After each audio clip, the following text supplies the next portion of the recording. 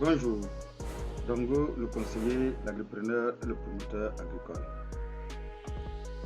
Je vous ai promis que sur cette chaîne, nous allons tout faire pour que vous ayez toutes les connaissances nécessaires pour réussir à vos différents projets agricoles. Alors, je vais m'arranger pour que vous puissiez être vraiment à mesure de maîtriser tous les contours. Ici, comme vous le constatez, je vais faire juste un devis estimatif pour cultiver au minimum 6 hectares. Et néanmoins, vous allez voir que ici, on a fait d'abord le devis pour 1 hectare. Et ensuite, pour celui qui multiplie par 5, 6, 7, 8, c'est ce qu'il a comme ressources pour pouvoir le faire. Mais nous allons juste vous permettre d'avoir au moins un devis de 6 hectares qu'il vous donne gracieusement. Parce que vous êtes nombreux à vouloir vous lancer, mais à vous lancer tête basse. Mais en réalité, si vous n'avez pas tous ces éléments, c'est très difficile pour vous d'aller jusqu'au bout et de réussir à vos différents projets.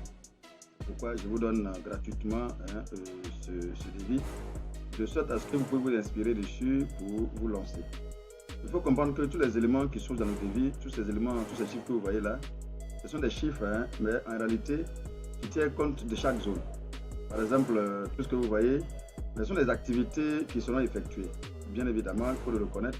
Toutes ces activités, bien évidemment, seront effectuées si vous voulez vraiment que votre projet soit un succès. Ce sont des activités à ne pas proscrire.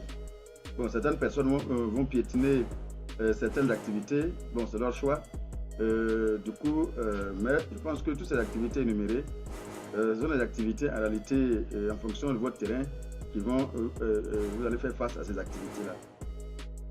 Bien. Alors,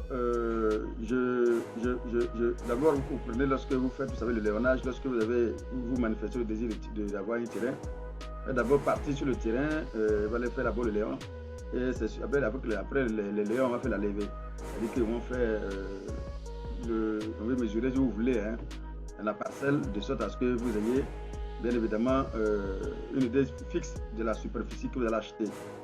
Bon, le coût de l'achat, comme vous le voyez ici, à l'hectare, c'est 1 hectare ici.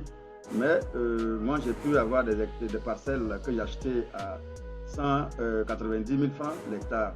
Mais en général, lorsque vous partez, ils vont vous plafonner entre 250 000 à 320 000.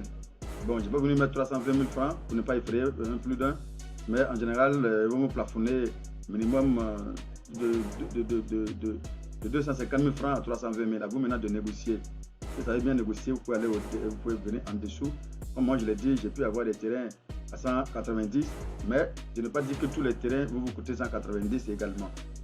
Alors le nettoyage sous bois, à l'hectare, effectivement, va vous coûter, bon, certaines dans d'autres zones c'est 25 000, dans d'autres zones c'est 30 000, dans d'autres zones, bon, chacun dans sa zone va faire se fixer les prix, mais comme je l'ai dit, c'est une manière de négocier. Il y a d'autres moyens qui allaient 35 000, il y a d'autres moyens à 50 000. Mais en fonction de votre zone, bien sûr, ils vont vous fixer. Mais en général, lorsque vous partez dans la zone, il y a un prix déjà qui est fixé, qui est déjà respecté dans chaque zone. Donc, c'est ce prix-là, souvent, on se rallie dessus, en fait.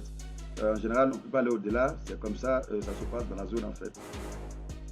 Au niveau de l'abattage aussi, je veux dire, c'est à l'hectare aussi également. Mais il y a des zones, on va vous dire 60 000 francs l'hectare. Il y a des zones qui vont partir jusqu'à 40 000 francs l'hectare, d'autres vont partir jusqu'à 80 000.